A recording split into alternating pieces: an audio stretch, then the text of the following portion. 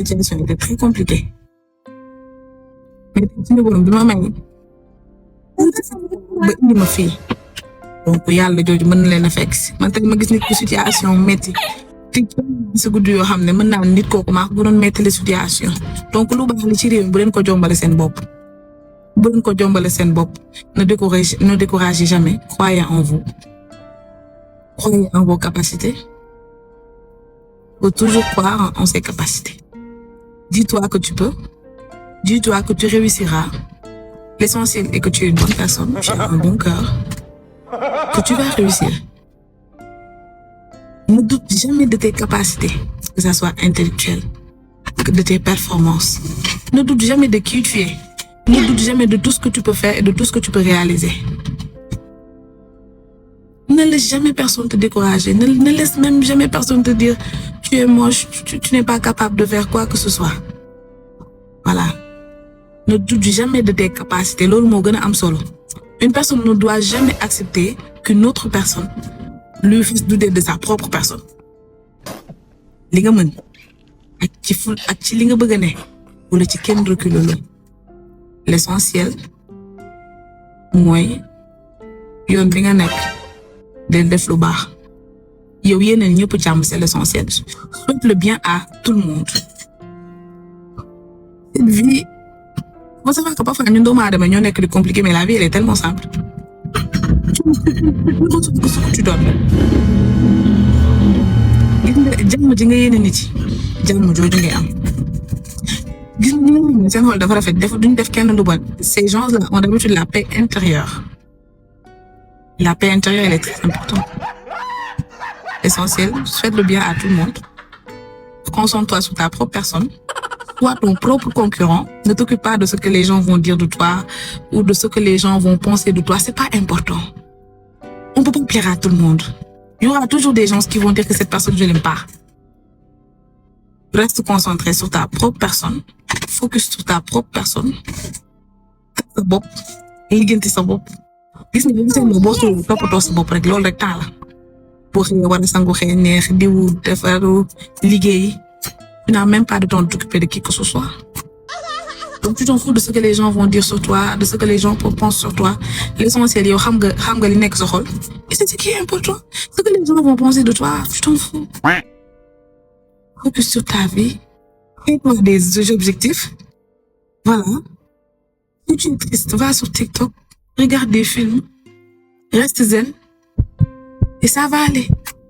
Ma xanaa xamoon ne si man bu ma nekkee si stress wala ma nekk dans des moments difficiles ça va aller ça va passer bu ma nekkee parfois ma nekk si moment yu compliqué damay wax dans tous les cas même buy mujjee fu neex wala muy mujjee fu nakari ça va passer inchallah ça va passer dara du wéy ça va passer le temps guérit tout. Le temps guérit tout. Donc vous prenez bien soin de vous. Aimez-vous. Une personne ne puisse vous aimer. Aimez-vous d'abord. Appréciez-vous. Apprenez à vous apprécier. Je n'ai pas de confiance en moi. Apprends à t'aimer avant qu'une personne ne puisse t'aimer. Bëggal sa bopp. Balaa nit di la bëgg. Apprécie-toi. Parfois toogal ci seetu nga ni je suis très belle. Bëggal sa bopp. Apprends à t'aimer.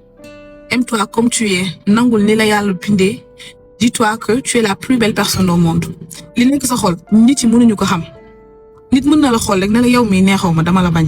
Ba pare nit mën na la xool rek ne la tu es méchante. Toi tu es méchante. Mais yow ak sa akulaay taala xam nga tu es une bonne personne. Tu as un bon cœur. Wax fa dëgg yàlla. C'est le plus important. Ñun Sénégal on a trop l'habitude di sóoraale ce que les gens pensent de nous. Man depuis bi nga xam ne damay lijjanti ñi ma bëgg. Sóoraale tuma ki nga xam ne neexuma ko. Parce que ki nga xam ne neexoo ko tu pourras jamais plaire à cette personne. Occupe-toi des gens qui t'aiment. Mi ngi mel ni rek sur TikTok exemple. Benn nit wax la lu négatif. Nga tontu ko pourtant boo wàccee suuf dangay gis 50 personnes yu la waxal lu positif. Ne te concentre pas sur cette personne qui te dit du négatif. Concentre aussi ki lay wax lu positif. Nga bëggante kooku. C'est la vie. Donc prenez soin de vous. Aimez-vous. Ngeen gëm ci li ngeen nekk. Voilà. bëgguma koy décourager déjà man j'aime pas comme nit ñëw ne ma jooja dinaa lii sama lii man j'aime pas bëgguma nit koy décourager parce que man booy décourager dama naan la kon gëmatoo yàlla man bëgguma ko man boo décourager doo nekk sama xarit man bëgguma koy décourager man dama bëgg nit koo xamante ne j'aime les personnes courageuses man damay bëgg nit koo xamante ne du décourager du ragal du arrière du reculer bu leen décourager et gis koo xam ne day def benn affaire bi échec rek mu bàyyi ne non dama doon liggéey lii affaire bi lii dal ma ci moo tax ma ni bàyyi naa non bu leen décourager lii teraanga fii Allah koy joxe te yàlla ñun ñëpp la fi nekkal boo jàppee ba set sapp sa jëbi si suuf loo ko wax mu dégg la loo ko wax mu dégg la te di jërë sant yàlla bari na li jërë sant yàlla bari na li jërë sant yàlla bari na trop mi ngi mel ne comme ça tey nga gis exemple jooja am na maison nga ni waaw man lu tax ba heure bi tabaxaguma kër et pourtant yow boo xoolee tout te ginnaaw peut-être ta maman est à côté de toi tu as ton papa à côté de toi te am na ñoo xam ne amuñu loolu nooy sax ni alhamdulilah nooy sama yaay doon wax naa ma nooy sax ci sant la bokk caam parce que am na ñoo xam ne nii pour ñu nooy dañ leen di dëpp ay appart ne découragez pas li jar a sant yàlla bari na tu n'es pas en retard surtout les gens qui croient que am naa 40 ans 35 ans j'ai pas ma situation était très compliquée mais suñu borom bi ma may ba indi ma fii donc yàlla jooju mën na leen a fekk si man tamit ma gis nit ku situation métti te si guddi yoo xam ne mën naa nit kooku maa ko doon métti la situation donc lu baax li ci réew mi bu leen ko jombale seen bopp bu leen ko jombale seen bopp ne découragez jamais croyez en vous croyez en vos capacités faut toujours croire en ses capacités dis-toi que tu peux dis-toi que tu réussiras. L'essentiel est que tu es une bonne personne, tu as un bon cœur, que tu vas réussir. Ne doute jamais de tes capacités, que ça soit intellectuel, que de tes performances. Ne doute jamais de qui tu es. Ne doute jamais de tout ce que tu peux faire et de tout ce que tu peux réaliser. Ne laisse jamais personne te décourager. Ne laisse même jamais personne te dire tu es moche, tu n'es pas capable de faire quoi que ce soit. Voilà. Ne doute jamais de tes capacités. Loolu moo gën a am solo. Une personne ne doit jamais accepter qu'une autre personne lui fasse douter de sa propre personne. Li nga mën ak ci li nga bëgg a ne wala ci kenn recule loo. L'essentiel mooy yoon bi nga nekk del def lu baax. Yow yéeneen ñëpp jàmm c'est l'essentiel. Souhaite le bien à tout le monde. Cette vie, faut savoir que parfois ñun doomu aadama ñoo nekk di compliqué mais la vie elle est tellement simple. Tu retrouves que ce que tu donnes. Gis nga jàmm ji nga yéene nit yi jàmm jooju ngay am. Gis nga ñi seen xol dafa rafet duñ def kenn lu bon. Ces gens-là ont d'habitude la paix intérieure. La paix intérieure elle est très importante. L'essentiel, souhaite le bien à tout le monde. Concentre-toi sur ta propre personne. Sois ton propre concurrent. Ne t'occupe pas de ce que les gens vont dire de toi ou de ce que les gens vont penser de toi. C'est pas important. On peut pas plaire à tout le monde. Il y aura toujours des gens qui vont dire que cette personne, je l'aime pas. Reste concentré sur ta propre personne. Focus sur ta propre personne. Sa bopp. Liggéenti sa bopp. Gis nga bu seen boo xëy toppatoo sa bopp rek loolu rek temps la.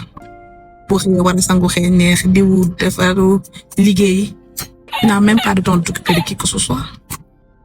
Donc tu t'en fous de ce que les gens vont dire sur toi, de ce que les gens pensent sur toi.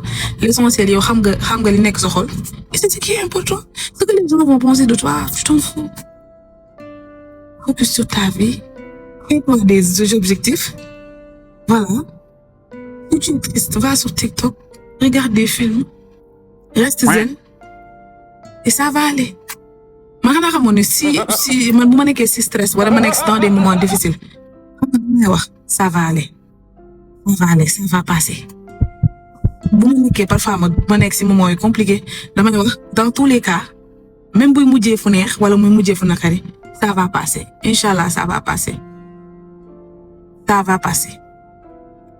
dara du wéy ça va passer le temps guérit tout donc prenez bien soin de vous, aimez-vous. Une personne ne puisse vous aimer, aimez-vous d'abord, appréciez-vous, apprenez à vous apprécier. Je n'ai pas de confiance en moi. Apprends à t'aimer avant qu'une personne ne puisse t'aimer. Bëggal sa bopp. Balaa nit di la bëgg, apprécie-toi. Parfois toogal ci seetu nga ni je suis très belle. Bëggal sa bopp, apprends à t'aimer. Aime-toi comme tu es. Nangul ni la Yàlla bindee. Dis-toi que tu es la plus belle personne au monde. Li nekk sa xol nit yi mënuñu ko xam. Nit mën na la xool rek ne la yow mi neexaw ma dama la bañ. Ba pare nit mën na la xool rek ne la tu es méchante. Toi tu es méchante. Mais yow ak sa akulaay taala xam nga ni tu es une bonne personne. Tu as un bon cœur. Wax fa dëgg Yàlla. C'est le plus important. Ñun Sénégal on a trop l'habitude di sóoraale ce que les gens pensent de nous. Man depuis bi nga xam ne damay lijjanti ñi ma bëgg. Sóoraale tuma ki nga xam ne neexuma ko. Parce que ki nga xam ne neexoo ko tu pourras jamais plaire à cette personne. Occupe-toi des gens qui t'aiment. Mi ngi mel ni rek sur TikTok exemple. Benn nit wax la lu négatif. Nga tontu ko pourtant boo wàccee suuf dangay gis 50 personnes yu la waxal lu positif. Ne te concentre pas sur cette personne qui te dit du négatif. Concentre aussi ki lay wax lu positif. Nga bëggante kooku. La vie. Donc prenez soin de vous. Aimez-vous. Ngeen gëm ci li ngeen nekk. Voilà. Man bëgguma koy décourager. Déjà man j'aime pas. Comme nit ñëw ne ma jooja dinaa lii sama lii. Man j'aime pas. Bëgguma nit koy décourager. Parce que man booy décourager dama naan la kon gëmatoo Yàlla. Man bëgguma ko man boo décourager doo nekk sama xarit. Man bëgguma koy décourager. Man dama bëgg nit koo xamante ne j'aime les personnes courageuses. Man damay bëgg nit koo xamante ne du décourager du ragal. Du arrière du reculer. Bu leen décourager et gis koo xam ne day def benn affaire bi échec rek mu bàyyi ne non dama doon liggéey lii affaire bi lii dal ma ci moo tax ma ni bàyyi naa non bu leen décourager lii teraanga fii Yàlla koy joxe te Yàlla ñun ñëpp la fi nekkal boo jàppee ba set sapp sa jëbi si suuf loo ko wax mu dégg la te di jërë sant Yàlla bari na. Li jar sant Yàlla bari na trop mi mel ne comme ça tey nga gis exemple jooja am na maison nga ni waaw man lu tax ba heure bi tabaxaguma kër et pourtant yow boo xoolee tout te ginnaaw peut-être ta maman est à côté de toi tu as ton papa à côté de toi te ñoo xam ne amuñu loolu nooy sax ni alhamdulilah nooy sama yaay doon wax naa ma nooy sax ci sant la bokk caam parce que am na ñoo xam ne nii pour ñu nooy dañ leen di dëpp ay à part. Ne découragez pas li jar a sant Yàlla bari na tu n'es pas en retard surtout les gens qui croient que am na 40 ans 35 ans j'ai pas encore réussi tu n'es pas en retard chacun va à son rythme. Wala nga gis ko am 45 ans je suis pas encore mariée j'ai pas d'enfant non tu n'es pas en retard chacun a son destin ku nekk ak destin am ku nekk ak chemin am voilà comme ni tollooguma fii defaguma lii amaguma lii non mais chacun a son destin. nga xam ne dañoo judd fekk fi ay papa milliardaire dañoo judd rek tekki ku nekk ak sa wërsëg chacun a son chemin ne soyez pas impatiente suis ta route écris ton histoire comme Dieu le décide. L'essentiel daal yéenal ñëpp jàmm man je te dis tout le temps c'est le plus important souhaite le bien à tout le monde et fais du bien autour de toi le bien que tu fais et le bien que tu donnes aux gens Dieu te le rendra à 100 à 1000 le bien que tu feras autour de toi Yàlla suñu borom dana la ko delloo suñu borom tamit du toroxal jaamam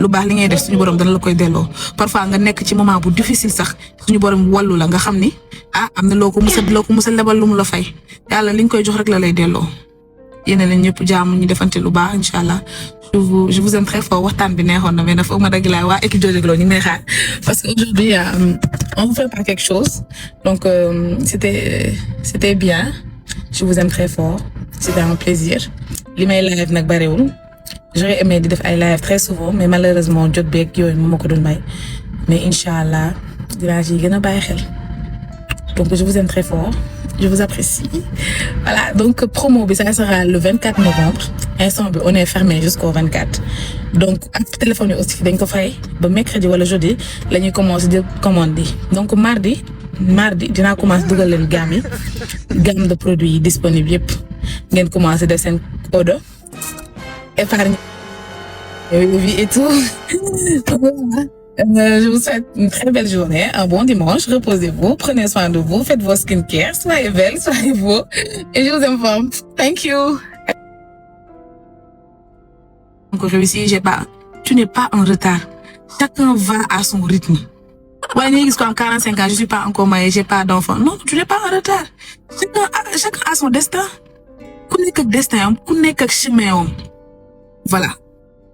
Comme ni tollooguma fii defaguma lii amaguma lii non mais chacun a son destin nga xam ne dañoo judd fekk fi ay papa milliardaire dañoo judd rek tekki ku nekk ak sa wërsëg chacun a son chemin ne soyez pas impatiente suis ta route écris ton histoire comme Dieu le décide l'essentiel daal yéenal ñëpp jàmm man je te dis tout le temps c'est le plus important souhaite le bien à tout le monde et fais du bien autour de toi.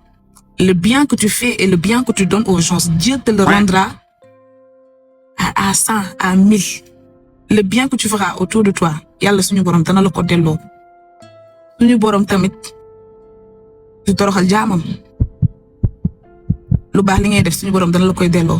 Parfois nga nekk ci moment bu difficile sax suñu borom wallu la nga xam ni am na loo ko mës a lebal lu mu la fay. Yàlla li nga koy jox rek la lay delloo. Yéen a leen ñëpp jàmm ñu defante lu baax incha allah je vous aime très fort waxtaan bi neexoon na mais nag foog ma dagg laa waa équipe Jojo Glow ñu ngi may xaar parce que aujourd'hui on vous prépare quelque chose donc c'était bien je vous aime très fort c'était un plaisir li may live nag bariwul j'aurais aimé di def ay live très souvent mais malheureusement jot beeg yooyu moo ma ko doon may mais incha allah dinaa ci gën a bàyyi xel donc je vous aime très fort. Je vous apprécie. Voilà, donc promo bi ça sera le 24 novembre. Instant bi on est fermé jusqu'au 24.